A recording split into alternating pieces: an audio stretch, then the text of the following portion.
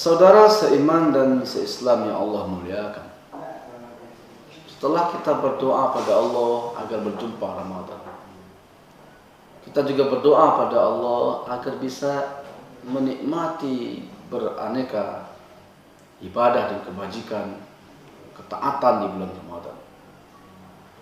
Maka langkah berikutnya adalah kita benar-benar berusaha beribadah secara benar.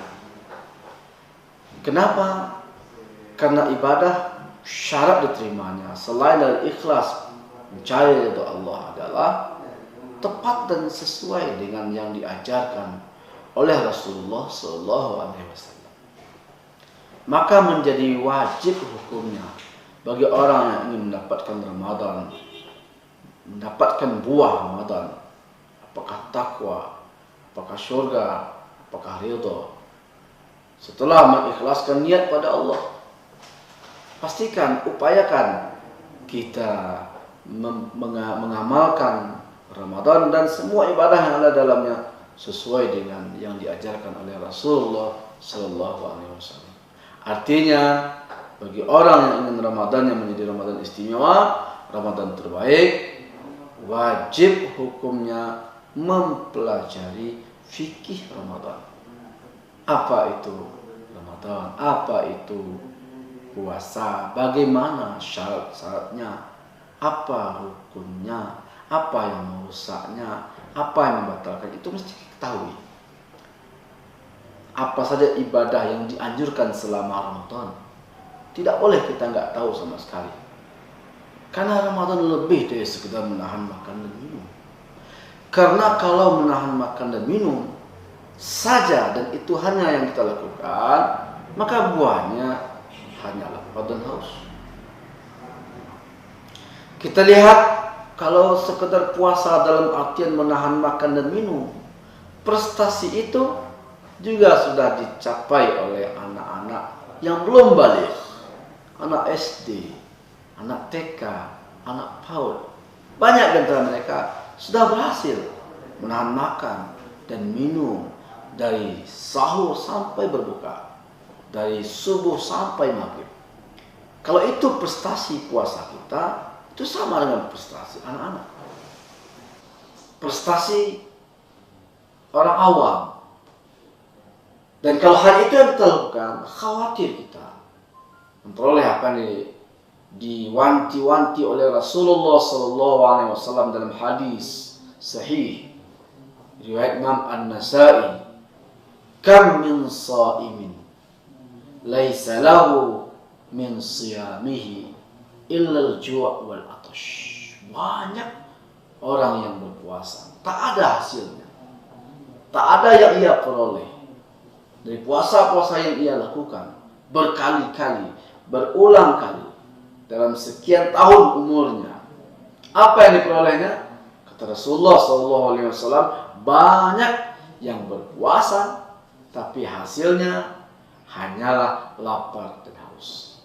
Kam min sha'imin laisa lahu min siyamihi illa al-ju' wal atash. Banyak orang yang berpuasa tidak ada hasil, padahal puasa itu hasilnya adalah takwa. Puasa itu hasilnya adalah surga. Puasa itu hasilnya adalah ampunan. Puasa itu hasilnya adalah kesabaran. Puasa itu hasilnya adalah ridha Rahman. Banyak sebenarnya hasil buah yang bisa kita petik dari puasa-puasa kita. Tapi Rasulullah SAW memberi peringatan, banyak peserta puasa ikut berpuasa, berkali-kali puasa, berulang kali puasa, tapi tidak ada yang diperolehnya, tidak ada hasilnya kecuali lapar dan haus. Kenapa? Karena memang yang berhasil dia lakukan hanya menahan makan dan minum, yang lain tidak. Larangan-larangan puasa selain makan dan minum ia langgar. Amalan-amalan sunnah yang dianjurkan selain puasa tidak ia kerjakan. Mulutnya tidak dijaga, matanya tidak dijaga, makannya tidak dijaga, minumnya tidak dijaga. Dia hanya berhasil pada bab menahan makan dan minum. Karena itu karena hanya makan dan minum yang berhasil ia lakukan, maka hanya lapar dan haus yang ia dapatkan. Saudara seiman dan seislam yang Allah muliakan, tentu kita tidak ingin itu terjadi lagi pada kita. Yang mungkin puasa-puasa kita sebelumnya begitu. Tentu kita tidak ingin gagal lagi dan gagal lagi. Tentu kita tidak ingin sekedar ikut peserta lomba tapi tidak menang, tidak mendapatkan mahkota takwa. Kita berlomba tapi hanya penggembira, tidak membawa apa-apa, tidak membawa mahkota, tidak menjadi juara. Kalau sekedar berlari hanya dapat capeknya, tapi kalau berlari dengan benar bisa dapat juara.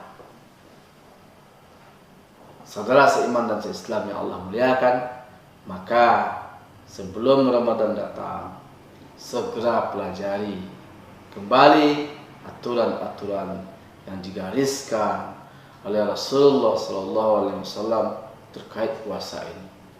Sudah dirumuskan oleh para ulama dalam kitab fikih siyam namanya, fikih puasa namanya.